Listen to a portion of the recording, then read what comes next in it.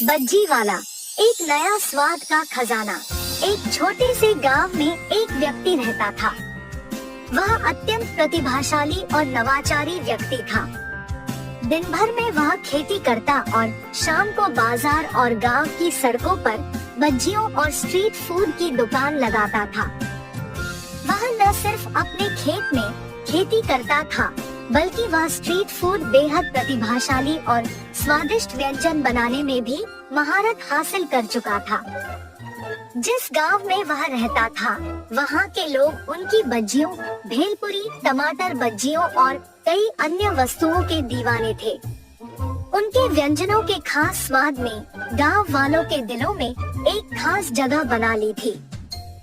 उन्होंने बज्जियों को विशेष तरीके से तैयार किया और उन्हें हर एक बज्जी पर चटनी, कटे हुए प्याज और हरी धनिया से सजाकर उन्हें और भी स्वादिष्ट बना दिया।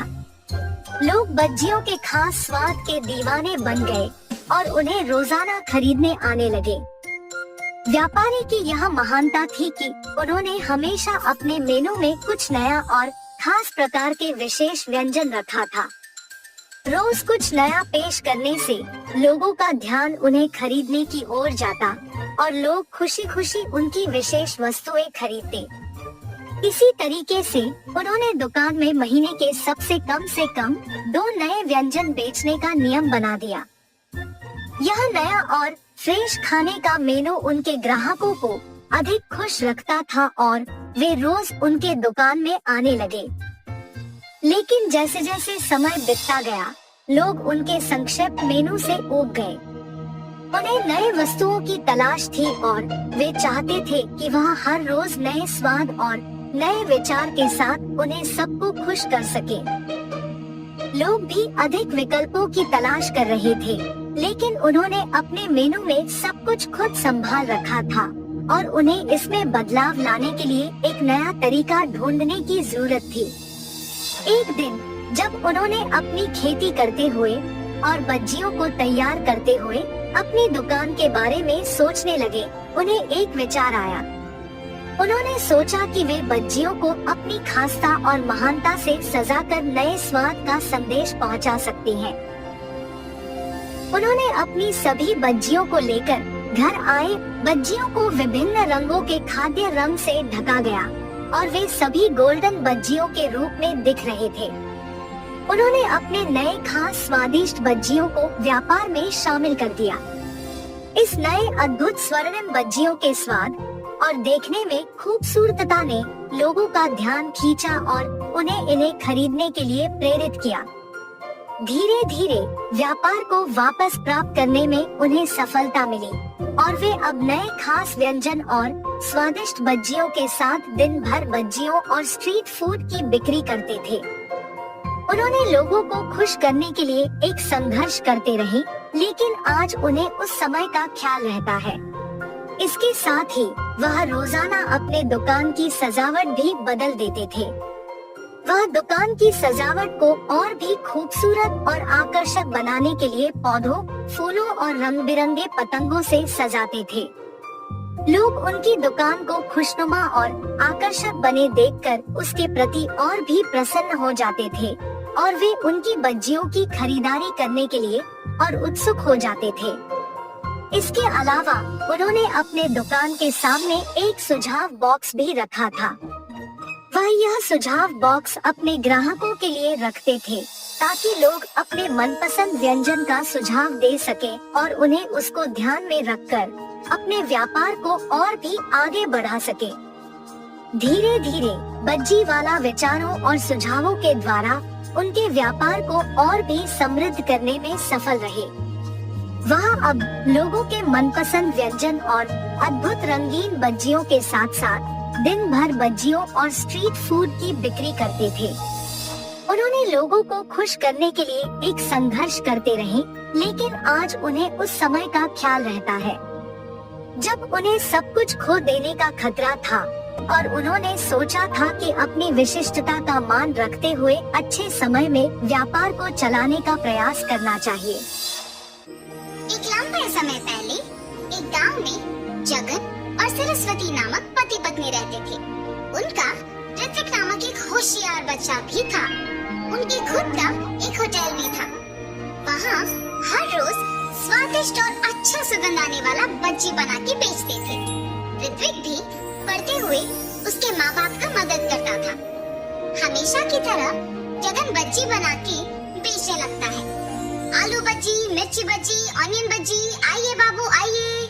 ऐसे जोर जोर से चिल्लाने पर उस रास्ते में जाते हुए लोग सारे उस सुगंध की वजह से बज्जियां खरीद के जाते थे।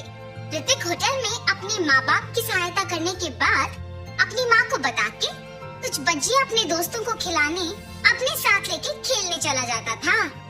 ऐसे उस दिन ऋत्विक हर रोज की तरह उसका काम खत्म करके होटल में से कुछ बज्जियां लेके अपनी माँ को बोल के निकल पड़ा। बच्चियां लेके जाने पर भी माँ इसीलिए कुछ नहीं कह रही है क्योंकि मैं उनकी मदद कर रहा हूँ। मैं भी सिर्फ इसीलिए उनकी मदद कर रहा हूँ। मेरे दोस्तों के लिए काम करना ही पड़ेगा। ऐसे सोच के बच्चियों को लेके अपने दोस्तों के पास जाता है। मैंने ये बच्चियां आप सबके लिए लाया है, लेके खाओ। ऋत्विक, हमें ये बज्जियां नहीं चाहिए। क्यों? बज्जियां क्यों नहीं चाहिए? तुम हर रोज बज्जियां के सिवा कुछ नहीं लाते हो। रोज रोज ये खा के अब हम पक गए। हाँ यार, अब से तुम बज्जियां लाना बंद करो और हमारे साथ खेलने भी मत आओ। ऐसे मत कहो, मैं तुम लोगों के लिए कुछ भी करूँगा। अच्छा, तो फिर तुम्हें हम सब के लिए आइसक्रीम खरीद के लाना होगा। मंजूर है? तुम लोगों को आइसक्रीम खरीदने के लिए मुझे बहुत पैसों की जरूरत है। मेरे पापा भी मुझे उतने पैसे नहीं देंगे। कुछ और पूछो, मैं करूँगा। तुम इसीलिए सोच रहे हो क्योंकि तुम्हें अपने पापा से पैसे पूछना पड़ेगा ना? हाँ, उनसे बिना पूछे पैसे लेने का मेरे पास एक उपाय है। अगर तुम पक्का करोगे तो ही बोलूँगा। तुम लोगों के लिए मैं कुछ भी करूँगा। क्या है वो उपाय? तुम्हारे होटल में खाने बहुत लोग आते हैं। उस समय में तुम्हारे माँ बाप काम में व्यस्त रहते हैं, तो तब तुम जितने पैसे चाहिए उतने पैसे लेके आ जाओ। किसी को तुम पे शक ही नहीं होगा। कोई ये भी नहीं जान पाएगा कि पैसे गायब भी हुए। हाँ, ये भी सच है। कल मैं पक्का तुम लोगों को आइसक्रीम खिलाऊंगा। ऐसे अपने दोस्तों को कह के खुशी खुशी घर चला जाता है। अगले दिन जब उसके माँ बाप काम में लगे हुए थे, ऋत्विक किसी को दिखे बिना चुपके से पैसे लेके अपने दोस्तों के पास चले जाता है। मैंने कहा था ना कि तुम सबको मैं आज आइसक्रीम खिलाऊंगा। चलो जाके खाएंगे। ऐसे वो उसके दोस्तों को लेके आइसक्रीम बेचने वाले के पास जाता है और सबको आइसक्रीम खिलाता है। कल क्या चाहिए बोलो, मैं खरीदूंगा। कल तुम जो कहो वही चाहिए हमें। ठीक है, कल मैं तुम लोगों को मेरा मनपसंद खाना खिलाऊंगा। ऐसे कहकर वो घर चला जाता है। रात में सोए बिना अपने दोस्तों के बारे में सोचते रहता है। कल मुझे अपने दोस्तों को कुछ अनपेक्षित खिलाना होगा। मतलब मुझे कल और पैसे लेके जाना होगा। ऐसे ऋत्विक अपने दोस्तों की कहा मान के हर रोज अपने माँ बाप को बताए बिना उनकी मनपसंद चीजें खरीद के देता था। आखिर में ये उसका एक बुरी आदत बन चुका था। हर रोज की तरह जब एक दिन ऋत्विक उसके माँ बाप की काम करते वक्त पैसे लेने गया था, तो उसकी माँ उसे देखती है। ऋत्विक, यहाँ आओ। हाँ माँ, क्या हुआ? तुम वहाँ क्या कर रहे थे? मैं कुछ नहीं माँ। सच कहो, मैंने तुम्हें पैसे लेते हुए देखा। ऐसे बिना पूछे पैसे लेना गलत है। क्या तुम्हें नहीं पता? तुम अब पैसे भी चोरी करना सीख गए। माँ, मुझे माफ करो। मैंने अपने दोस्तों के लिए ये सब किया है। आइंदा ऐसे कभी नहीं करूँगा। पहली बार है इसलिए कुछ नहीं कह रही हूँ। आइंदा ऐसे करोगे तो चुप नहीं रहूंगी। जी माँ। लेकिन उसकी माँ ये सोच में पड़ के दुखी होती है कि उसके बेटे को ये बुरी आदत आया कैसे। उसकी माँ को जब ऋत्विक ने ऐसे देखा तो वो तुरंत बदल गया। अपने दोस्तों के पास जाना बंद कर दिया। हर रोज अच्छे से पढ़ के अपने माँ बाप की मदद करते हुए रहता था। ऐसे कुछ दिनों बाद अचानक पैसों के पीछे में पैसे नहीं दिख रहे थे। उससे उसकी माँ को ऋत्विक पे ही शक आता है और जो कुछ भी उससे पहले हुआ उसके पति को बताती है।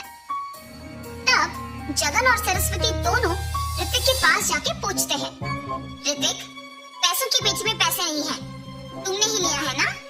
माँ, जब से तुमने बोला तब से मैंने चोरी करना बंद ही कर दिया, मेरे दोस्तों के पास भी जाना बंद कर दिया, मुझे उन पैसों के बारे में कुछ नहीं पता। बेटा, अगर तुमने उस पेटी से पैसे लिए हैं तो कह दो हमें, हम कुछ नहीं कहेंगे। अगर तुमने नहीं लिया तो पेटी से पैसे कैसे गायब हुए?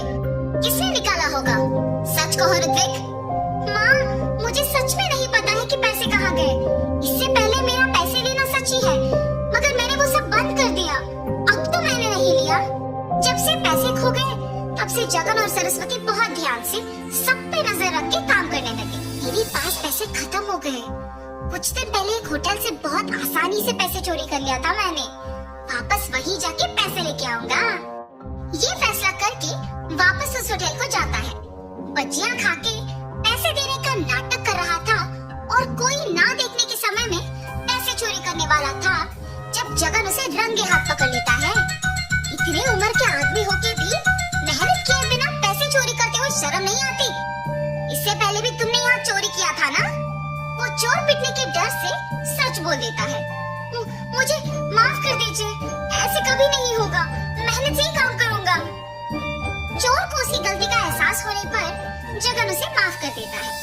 ऋत्विक पे उसकी गलती के बिना शक करने के लिए उसके माँ बाप दुखी होते हैं। आप लोग दुखी क्यों हो रहे हो माँ? उस दिन मैंने तुम्हें तुम्हारी गलती के बिना शक किया और आज तुम्हारे पापा ने असली चोर को पकड़ा है। मुझे तुम पे शक नहीं करना था बेटा। मुझ पर शक करने की वजह तो भी मैं ही हूँ ना माँ। अगर मैं वो नहीं करता तो आपको मुझ पे शक नहीं होता। आपने मुझे मेरी गलती समझाया, इसलिए मैंने वो करना छोड़ दिया, वरना मैं शायद बड़े होके भी यही करता। आइंदा ऐसे कभी नहीं होगा माँ। तब से जगन होटल में सावधान रह के काम करने लगा। अलग प्रकार के बच्चियां बनाना शुरू करके उन्हें बेच के खुशी से जीने लगा। उनका व्यापार भी अच्छा चलने पर सभी खुश थे। तो इस कहानी का नैतिक क्या है? गलती चाहे एक ही बार किया हो, लोगों से भूला नहीं जाता, इसीलिए गलती पहली ही बार नहीं करना चाहिए। सोच समझ के कदम उठाना चाहिए। एक लंबे समय पहले एक गांव में हेमंत और शारदा नामक पति पत्नी रहते थे। उनका रितिका नामक एक सुंदर सी बेटी भी थी। हेमंत अपनी बेटी से बहुत प्यार करता था। वो जो भी मांगती थी हेमंत उसे देता था। रितिका को पेड़ पौधे उगाना बहुत पसंद था। हेमंत खेती करते हुए आए पैसों से अपने परिवार का देखभाल करता था।